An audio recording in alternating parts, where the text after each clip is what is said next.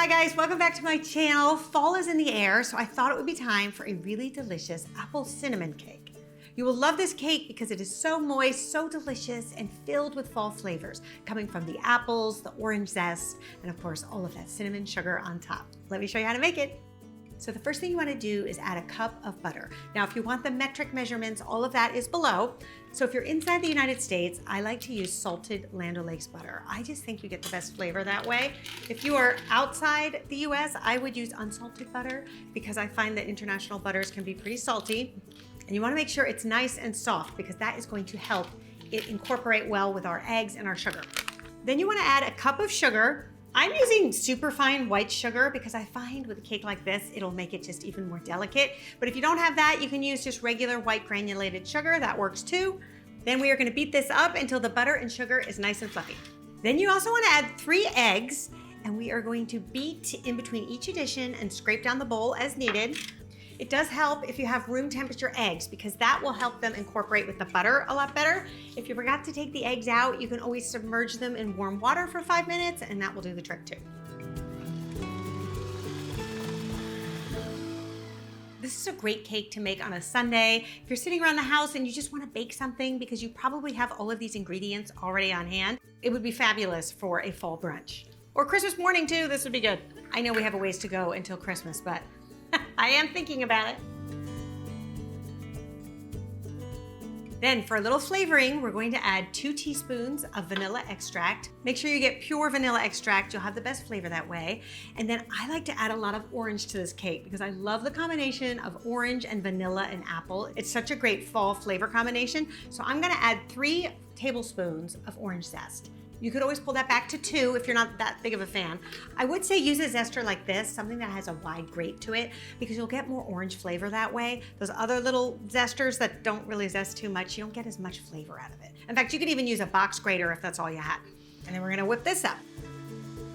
Now you guys know me by now, I don't have a lot of recipes that call for sifting flour because oftentimes I find that it doesn't really make that big of a difference, especially with muffins and things. But with a cake like this, it definitely makes a difference. You will find it becomes lighter and fluffier and just so delicious. So in this instance, I would say it's worth doing. So I have my fine mesh sieve here. I'm gonna put over a bowl. To that, I'm gonna add 2 cups of all-purpose flour, 2.5 teaspoons of baking powder, and 1/2 teaspoon of salt.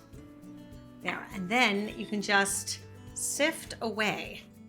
And sometimes the kosher salt does not like to sift. So I just plop it in and then you can give it a whisk.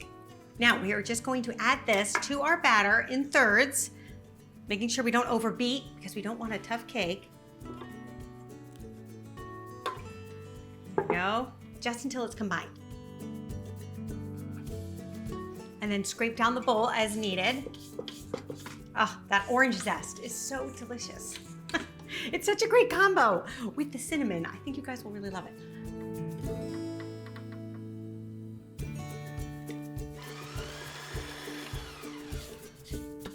Okay, now for the star of the show, the apples. So I'm using Honeycrisp apples that I've cut into a nice dice. If you can't find the Honeycrisp, you could also use Gala apples. That would be a good choice. I probably wouldn't use Granny Smith. They might be a little bit too tart for this. You could also use Fuji apples. Those would be good too. And we are going to add 2.5 cups to our batter. And the reason you want to cut them small like that is because you want to make sure that they're really tender once the cake is done. If you cut them into bigger chunks, then the apples won't really cook all the way through by the time the cake is fully baked. It's just a textural thing, and this is the size that I think works best because they get nice and tender once the cake is baked. Then we're also going to add 3/4 cup of pecans that have been finely chopped. And you just want to mix this just until it's combined. It's okay if it crushes it a little bit. It's just easier than doing it by hand, especially with a thick batter like this. There, that's all you have to do. One of the reasons I like this recipe is because it gives you one more reason to use your cheesecake pan. Anytime I have another cake that I can make in this pan, I love it. Just a removable bottom springform pan, and this is a 9-inch pan. So I'm going to spray it with some baking spray just for some added assurance. And then I also like to distribute it with a pastry brush just to make sure it's being well distributed. All right, now we are going to put this beautiful batter in this pan You'll see how thick it is, but don't let that fool you because it is going to create the lightest, fluffiest, most delicious cake. It is so yummy. Now I know there are a lot of people that will push back on this, but this would be really great with some raisins inside or currants. I didn't do it because I know a lot of you don't like raisins. We're working on that, but you could use little currants. They're not as big as raisins. And there's something that's really delicious with the raisins, the orange, and the apples. Okay, now that we have this mound of batter, go ahead and take a little offset spatula and you can press it down and just distribute it. And I think it is easiest to move the pan as you work your little spatula across there. You just want to make sure that it's level so you don't have a lopsided cake, although it would probably still taste good. And the other thing I would do is just clean up your edges. Here we go, so that it doesn't burn on the batter there. Okay, then for the finishing touch, because you're probably like, where's the cinnamon? The apple cinnamon cake, it's right here. So I have 2 teaspoons of sugar that I've mixed with a ½ teaspoon of cinnamon. You can add more if you like. And then you just want to whisk it up with a fork. And then we are going to sprinkle it all over the top of the cake. And then the important thing to do is to get yourself either a skewer or a toothpick, or you could even probably use the fork, and swirl that sugar into the top of the cake. Just gently, because it will bake into the cake more evenly that way. I tried it once where I just put it on top and threw it in the oven and the sugar didn't melt, it just sort of sat there on top. So I think this is a good thing to do. You could, just put the cinnamon in the cake, but then I find you don't get the layers of flavor. This way you get that sort of orangey apple flavor and then the cinnamon crunch on top. It creates this sort of like lighter than a crumb topping, but still a sugary cinnamon topping with like a crackle effect. It's quite good. So I like to do it this way. We're gonna put this in a 350-degree Fahrenheit oven for 45 minutes. You can check your oven at 45 minutes, stick a skewer in and see if it comes out clean. If it does, you can take it out. But I find mine took at least 50 minutes. But I had to put a little foil on top to prevent it from becoming too brown. Once your cake is done, remove it from the oven and allow it to cool. Then I do like to take a knife and just loosen around the edges before I release the spring form, because if it sticks and you release that spring form, your cake could get stuck to the ring. So it's always a good practice to just do like that. All right, then we are going to release it.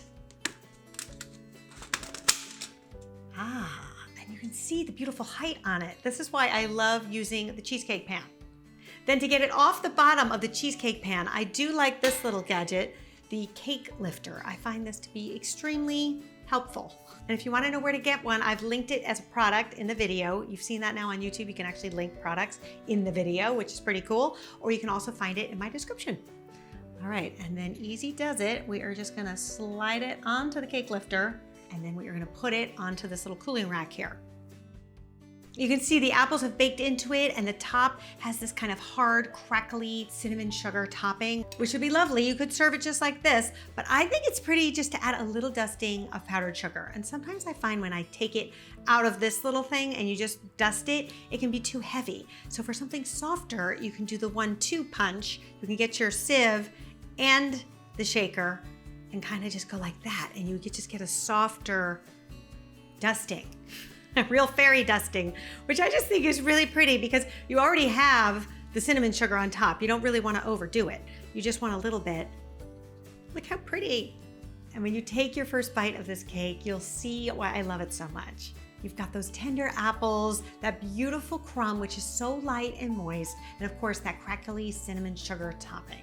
I hope you guys give this one a try and let me know what you think, and I'll see you back here next time. Until then, bye.